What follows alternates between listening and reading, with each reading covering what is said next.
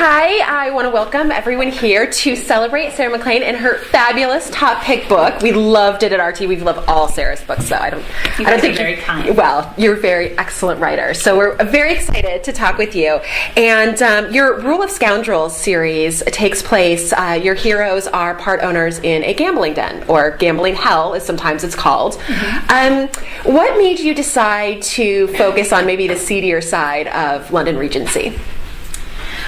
Well, my first series, the Love by Numbers series, and my first book, which is a YA novel, which was also set in Regency, really covered the light-hearted parts of London. There were balls and operas and all kinds of, kind of the bright spots of the Regency. And as I was writing that series, I was also watching a lot of Ocean's 11, which you can totally tell, especially in the second book that just came out. Which is Ocean's 13, almost entirely. And I was also, I've always been drawn to that sort of darkness. And my favorite character in the Love by Numbers series is the mistress, and I knew I was going to have to go that route, and I was reading at the time J.R. Ward's Black Dagger Brotherhood series, which I'm ashamed to say I hadn't come to until 2010 or whatever it was. And I was reading about these kind of really amazing heroes who were in this really fabulous, like, homosocial relationship, and they all kind of hung out in the same place, and they were super alpha and cool, but they also kind of had a great relationship. And I thought, I wonder how you could take, and that's something that's very common in paranormal, and not as common in historical and contemporary. And I thought, well, how do you take this sort of great male camaraderie and transfer it to the Regency? And so The Fallen Angel happened. Okay, well, The Fallen Angel, gambling den extraordinaire, somewhere where you can get pretty much anything you want. If we were to open the door, give us a look inside. Like, how would you describe it? Fallen Angel is like Hogwarts. Wait a second. Right. Scholastic would not be thrilled with saying that. Yeah, the little trademark, right? Absolutely can tweet that. It is. It's based on an actual real casino called Crockford's that was established in the 1820s by a really amazing character named William Crockford, who sort of periodically wanders into the book in one way or another. But the premise is, here is this place, and it's filled with sin, right? It's all the things that we think about when we think about the dark corners, right? It's gambling, it's prostitution, it's where people can kind of lose their fortune in literally the turn of a card, and it's run by these four fabulous men, but they all have their dark sides too. And when I started kind of coming up with the ideas for all the stories, each of the angels, each of the owners of the club has his own fallen past. And I knew that the club was going to have to represent everything dark about London at the time. And so the reason why it's like Hogwarts is because it feels like at any moment I'm like, I need a prostitute. Great, well, there's a prostitution room down this corner. Or I need a... Well, there's lots of hidden byways, and you pull out a book, and the whole bookshelf opens, and whole rooms that you sort of are referenced in one book, and I know what's behind the wall, but no one else, you won't know until you read Temple's book or Chase's book. And so it's actually really fun because I don't feel like I have to worry so much about the architecture. I can sort of, cross the hero of One Good Earl Deserves a Lover is a very, very skilled, scientist who's sort of conceived of the architecture of this space. And so, obviously he's just brilliant and has figured out how you get from an office through a painting to another office on another floor, and it's fine. So The Fallen Angel is, it's kind of a blast. So kind of Hogwarts for adults, maybe. Yeah. Is that? Much better than Hogwarts for children.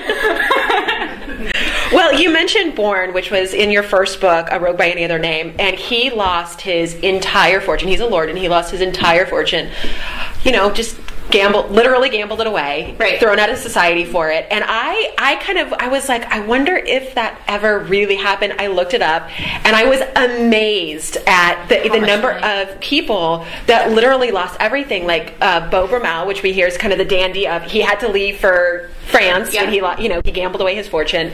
Lord Byron's daughter, she was a mathematician, so she thought she was going to crack the code of gambling, and she never did. And all of her father's winning, or all of his his writing kind of went to paying for her bills and everything. How much of real life society did you take when you were writing the series? Well, a lot. Because I wanted to make sure that it didn't, it seems so crazy when you think about it, that, a casino during the time could lose, $40 million modern dollars, and, the blink of an, could win it, rather. People could lose $40 million in a night in these places. And I started sort of doing the math on this, and I was like, this can't be right. It just can't be right that this is the amount of money that we're talking about, and it is. And so I really wanted to make sure that it was authentic to the time, so that when somebody as smart as you decided to go and Google it, it wouldn't be like, Sarah, you're crazy. I thought she was crazy. I did. I'll admit it. Yeah, it's totally true. It's totally true. It's not. And we as Regency, as readers, right, as historical readers, every one of us has read that romance novel where the father gambles away his virgin daughter, right? Yes. Out of whatever, and the father's like, well, here's my virgin daughter, and the other guy's like, well, here's a good horse. And they're like, that's done. And so I knew the trope, and it's a silly trope, right? Because it's not actually legal and possible, really, but, we love it as readers, and so I wanted to kind of make sure that all of that excitement of all the Regency and historical tropes of gambling were in there, but they were just slightly twisted so that they were really accurate to the time. And, we have to... What's amazing is art follows life, right? All of the things that happen in this book, aside from the crazy passageways, actually happen. I still think the passageways could happen. They could figure out a way. Totally, right? Transport somewhere. I don't know. The other thing about the Regency, about historical books, are really clown carriages, right? So much happens inside a carriage where you have to move your arms and legs around, and those carriages are tiny wee, right? Your knees touch, right? Coming off inside the carriage. There's no, and they're two people together in a tiny little space, or the townhouses too. I'm guilty of making townhouses just giant, but if you wander around Mayfair, they're not that big. So and they're built more up than out. They're clown houses. Yeah, so you're always going upstairs. Exactly. Yeah, absolutely. Well, when my husband and I were in London 2 years ago, we were staying in Mayfair in a townhouse in a hotel that's now that was at one point a townhouse. He turned to me at one point and he was like, "It's basically just stairs." No, it's so true. Forget everything you've seen and just pretend. So, yeah. Okay, well, you have very, very different types of heroines that you write about, but I have to say, I've read about all of them. I've read all of your historicals. One thing every single heroine has in common is curiosity. They are all very, they want to know. They're intelligent. They want to know everything, pretty much, with especially your newest heroine, Pippa. She's a scientist, so she's always experimenting.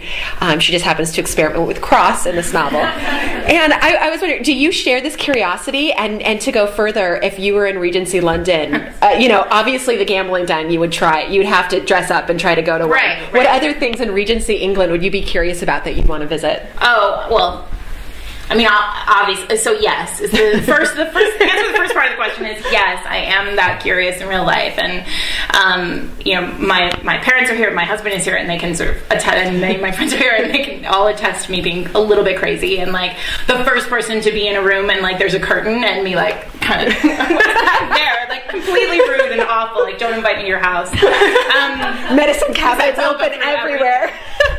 So yes, is the answer to that. Pippa was actually a really special case because I'm fascinated by science but I'm not a science brain, and I'm not a math brain, and so she was. Well, I've said this to you before, and many of you have probably heard me say this, but she was actually the first heroine who really talked to me authors always say this crazy thing that their characters just talk to them and they just write down what their characters say. It doesn't happen for me at all, right? Writing for me is pulling teeth to get anything to go onto the page, but Pippa was like, I'm going to be heroine, because she was not supposed to be heroine. She was just supposed to be a funny side character, and she just ended up being heroine, which was awesome, but weird also to like.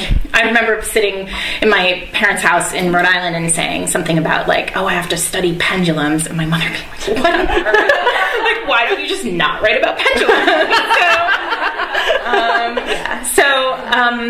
And then the question about Regency London. Well, first of all, the answer that I always give about time travel in general is there had better be a very skilled modern doctor with me, like in the TARDIS. Like, I want, or at least I want the doctor to have a medical degree, a supply of like antibiotics and like aspirin. And I want NyQuil. Like, I want aspirin. But that said, I mean, aside from, obviously, I would want to see I would want to see Almack's, and I would want to see the London Opera House, and I would want to see like all the kind of the places in historical novels that we think about, that we send our characters to regularly. I would just want to see the whole. I would want to smell it, even though I think it probably smelled terrible. They had barely bathed back then. I'm telling you, you would not want to smell that. And if you read the information about like the fog in London was so thick because of the coal pollution that people would literally walk into the Thames. Like, they would walk off the street and into the river and die. Like, and then people would just say, well, we don't know what happened to that person. They must have just wandered off into the fog. Like, and that was literally a thing that happened. And so I don't think I would really enjoy it, but it would be really nice to like take a trip there for a couple days. But assuming I knew like a duke. Which leads me to my next question. You write a lot about wallflowers. Like, a lot of your, kind of the diamond of the first water, the women that are in the, the perfect hair and the perfect dresses and are the belles of the ball. You're not necessarily gravitate towards those. You like the women kind of maybe more off to the side, the more intellectual ones that have bigger things on their mind than, getting married to the largest title. Right. Do you think you'd be a wallflower if you were back then, or would you be kind of center stage? Well, I know it's hard to believe, Morgan, but I'm not a diamond of the first water. I'm not either. We're girls who wear glasses. Exactly, right? So, absolutely. I mean, glasses, I just actually wrote a blog post about. I've been talking about glasses a lot with this book because the heroine wears glasses. Mm-hmm. And somebody asked me a couple of days ago, well, what kind of glasses, what did glasses look like then?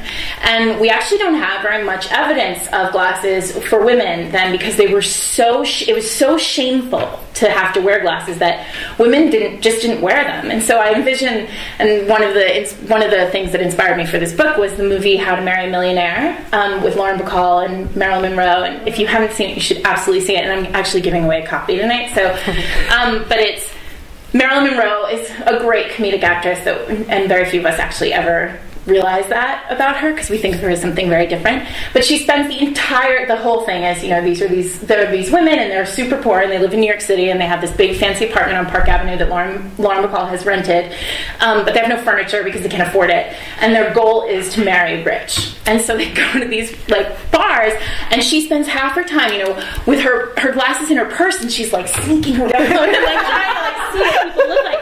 And she falls in love with this man, and she doesn't know what he looks like. And it's actually, I think it's William Holden. Maybe my dad can say. Well,